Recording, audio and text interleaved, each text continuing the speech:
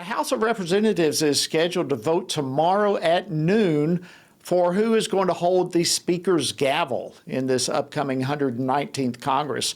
And while President-elect Trump has endorsed current Speaker Mike Johnson for that position, not all Republicans have expressed support for him. And in fact, there's one, Congressman Thomas Massey of Kentucky, who's already said that he will not be voting for the Speaker. So what that means, as I count, is all 218 remaining Republicans are required if the entire House of 434 members vote. So what's the likelihood of that happening? And what are the obstacles to overcome to get to that magic number of 218? Well, with me now to discuss this and more is Congresswoman Stephanie Bice. She serves on 3 different House committees, including the Appropriations Committee, as well as the House Administration Committee. She represents the 5th Congressional District of Oklahoma.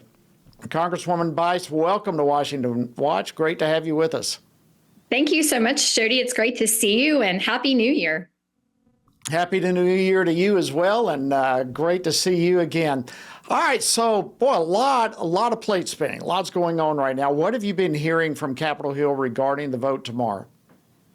You know, I think first and foremost, it's really important to recognize that Mike Johnson was chosen for this role. He was chosen in November by acclamation in our conference meeting then, and the vast majority of the conference continues to support him. As was mentioned, there's certainly a couple of holdouts here, but I think the reality is we have a very small majority, as we're looking at 3 seats right now, and that does pose a challenge. But Mike Johnson has done really yeoman's work to try to make sure that he is listening to the conference, hearing their concerns and trying to move forward. We have to remember that the American people gave us a mandate in November, and that is to change the direction of this country. And so to elect a speaker is our first responsibility so that we can get on with President-elect Donald Trump's agenda, which is getting this country back on track. And I'm looking forward to getting that done tomorrow. Yeah, and when you take into consideration, I was just pondering this earlier with what's happened in Louisiana and the terrorist attacks there, as well as just Congress in general to carry out the agenda that you just described.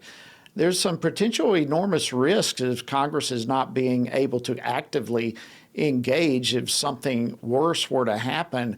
So give me your take on that. What is it going to take for Speaker Johnson to get reelected? Look, I think that he has made an effort to talk to every member that has concerns. Many of them over the last couple of days have come out in support of the speaker, including Warren Davidson, who I think was maybe considering not supporting him last month. So I think that it's just incremental progress, listening to their concerns, addressing some of the issues.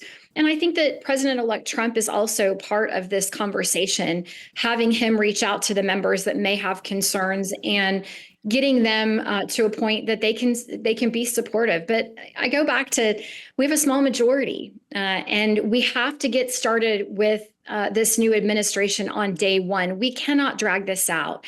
It's not good for the country. It's not good for the institution. And it really puts us behind when we're trying to get this America First agenda started. Yeah, and speaking of dragging the country through this, I mean, we all watched as this similar thing transpired with previous Speaker Kevin McCarthy. Does this in any way now compare with what happened to Speaker McCarthy, in your opinion? No, it really doesn't, Jody. I think that was a very unique situation. There was one individual in particular that I think wanted to see Kevin McCarthy removed from the speakership, and ended up, convincing other folks that it was the right decision to remove him. But I really don't think that this compares. It is not a removal of a speaker necessarily. It's an election of a speaker.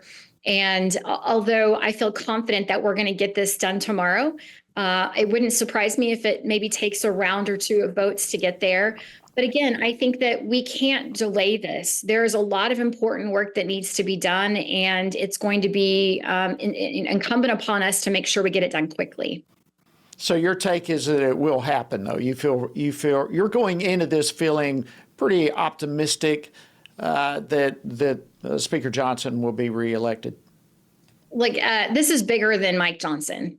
This is about the country. And certainly I know that the speaker has done all he can do and continues to work on those members that may be questioning whether or not he's the right choice. But he was chosen for this. I mean, if you think back to the removal of Kevin McCarthy in September of last year, we went through several rounds of other candidates for speaker, and Mike Johnson came out ahead. He prevailed. And I think it's because people recognized he has a faith that I don't think anybody in Congress would question.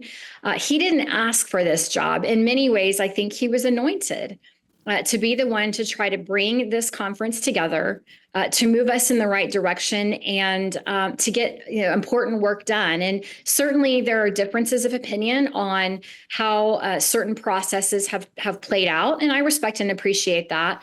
But in the end, we have to make sure that we're doing what we can to secure the border, to get our economy back on track, and to make sure that people, the American people, recognize we're there to work, not to fight amongst ourselves. Well said. Congresswoman Bice, let me ask you one more question. We've only got about a minute or so, but as we speak right now, the White House is actually hosting a ceremony for recipients of the Presidential Citizens Medals, which is the second highest civilian medal in the U.S. But among those receiving the awards are members of the January 6th committee, including Chairman Bernie Thompson, and Liz Cheney. What do you make of this? It's kind of odd, isn't it? Well, I think it's odd, and it's also unacceptable, frankly. That committee was a sham committee, in my opinion. It was politically motivated. I mean, I don't know that I've ever seen a committee have a hearing during prime time. It was more theater and really, more than anything, trying to disparage President Trump. And I think the American people saw through that with this election. They recognize that President Biden is not doing what he should be doing to keep this country moving forward. And they rejected that. And so to see this continued partisanship is pretty disappointing. Maybe not surprising, but disappointing. Congresswoman Stephanie Bice from Oklahoma, thank you so much. You got a lot going on in Washington. We're deeply appreciative of you joining us on Washington Watch. Thanks, Jody. Have a great day.